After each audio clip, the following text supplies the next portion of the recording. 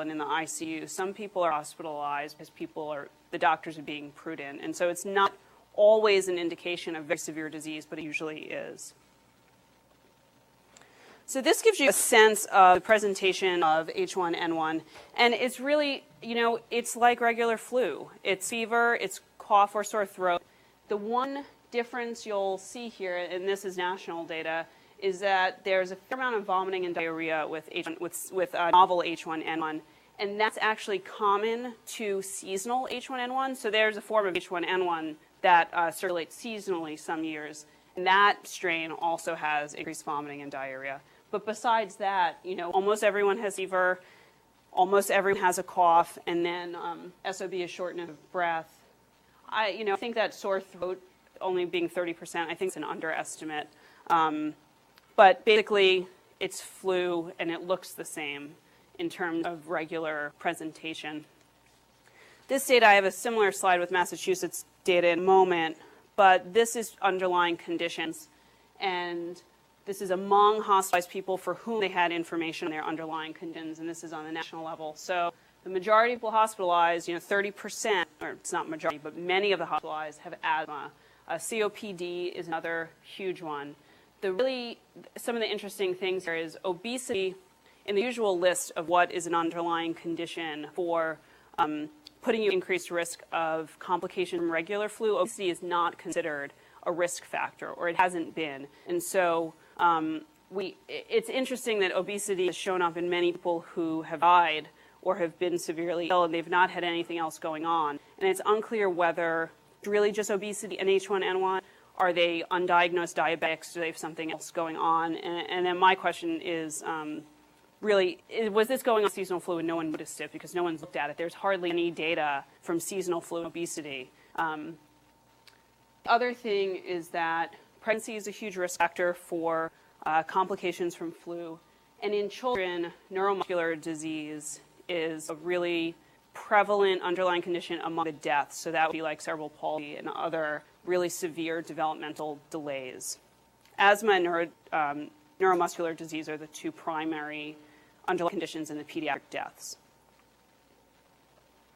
So this is, and this is actually available. I'll show you at the end of the talk where you can find this on a weekly basis if you were so inclined.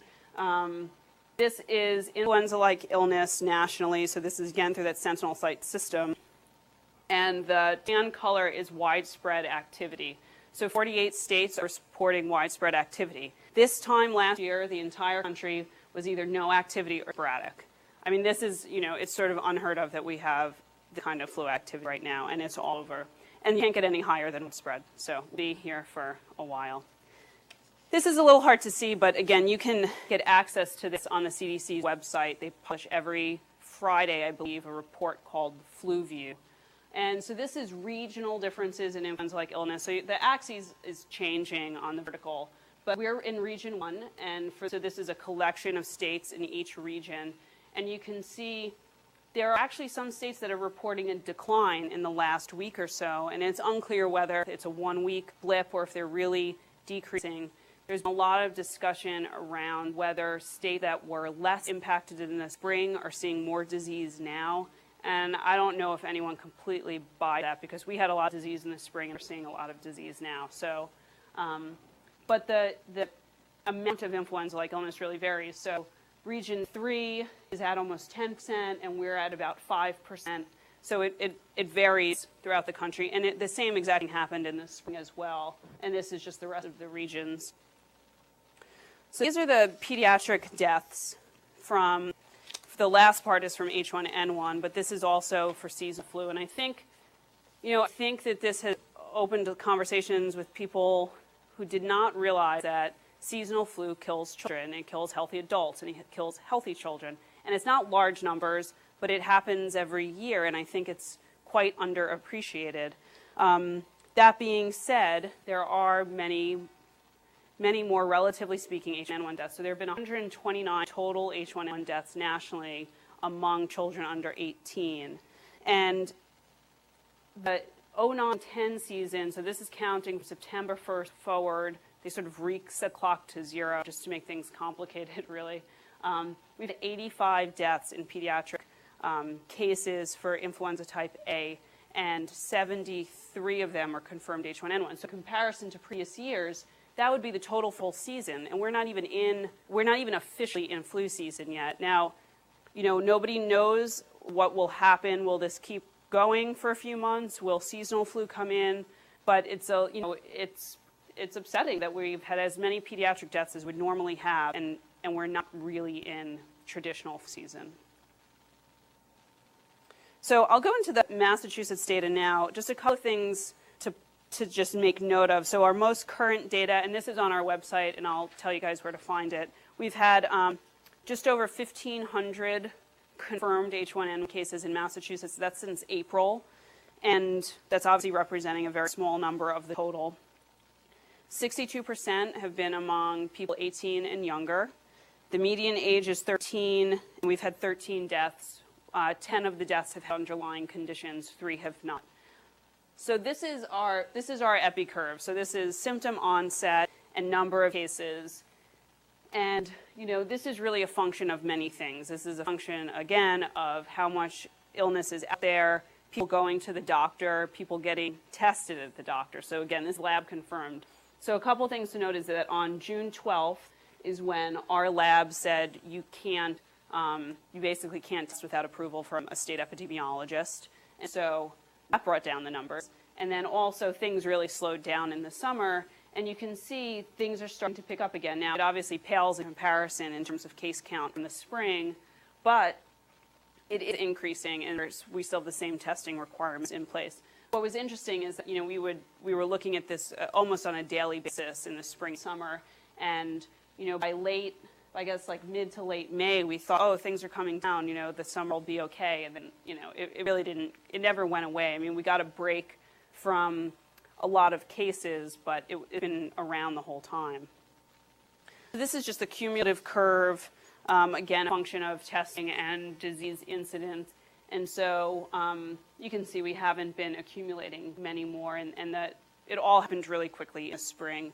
A lot of people were going to the doctor because of what they're hearing in the media, because they were concerned. So this is again all Massachusetts data, and this is all current as of Friday. So this is the age distribution of cases, and you can see that the large majority of cases are under 25 years of age.